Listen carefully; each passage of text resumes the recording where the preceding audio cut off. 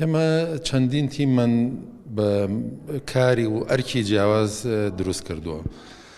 ڕاستیەکەی ئەوەی کە ئەیبن ئێستا ئەم نەخشانە ئێمە هاتوین بۆ چالاکیەکانی تایبەت بە خۆمان وەکو کۆنتڕۆڵکردن و ڕێگرتن لە بڵاوبوونەوەی نەخۆشیەکە کارەکانمان دابەش کردووە بەسەر چەند کەسێکە بۆ ئەوەی بتوانن هەر کەسە بە تەواوی و بە پێی بەرنامەکاری خوان ئەنجام بدەن. سلێمانیمان دابەش کردووە بەسەر 15 زۆنە.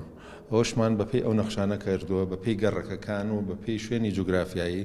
بۆ ئەوەی بتوانێت ئەو کەسە کە سەرپەرشتیاری ئەو زۆنەیە کۆنتترۆلی ناوچەکەی ژێر دەستی خۆی بکاتیان ئەو ناوچەی کە خۆی سەرپەرشتیەکات لە هەر جێگەیەکە ئەگەر نەخۆشێک دەستنیشان کرا لە نەخۆشخانە ئێمە ئەچین بەدوای دۆزینەوەی ئەدرسەکەیە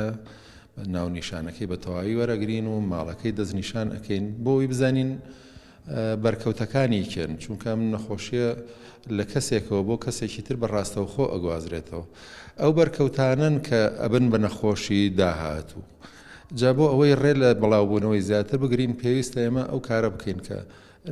بە زووترین کات بەرکەوتەکانی کە نەخۆشیان هەیەیان هەڵگری ڤایرۆسن بیان دۆزینەوانێ و بە خێرایی کاری پێویستیان بۆ ئەنجام دەین بۆ ئەوەی نەبنە هۆی ئەوەی کە بۆ کەسانی زیاتری بگوازنەوە.